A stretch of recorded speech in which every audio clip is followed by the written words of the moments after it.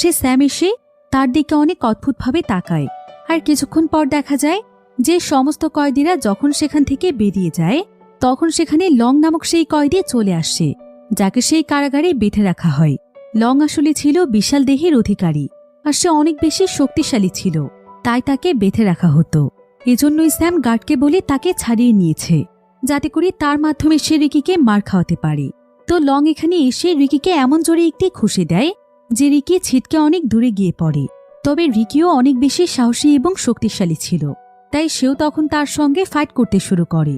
Ricky লংয়ের পেটের মধ্যে এমন এক খুশি দেয় যে রিকির হাত একদম তার পেটের মধ্যে ঢুকে যায়। এতে লং সেখানেই মারা যায়।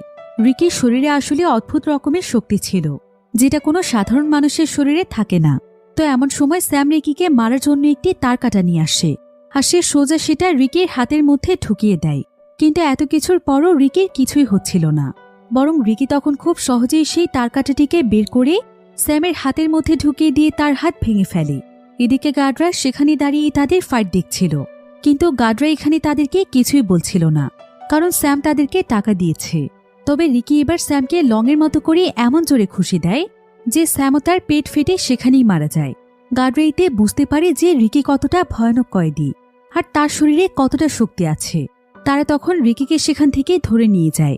তবে এমন সময় সেখানে লিও নামক একজন কয়েদি আসে, যে কিনা বর্তমানে কারাগারের নর্থ সেকশনের গভর্নর ছিল।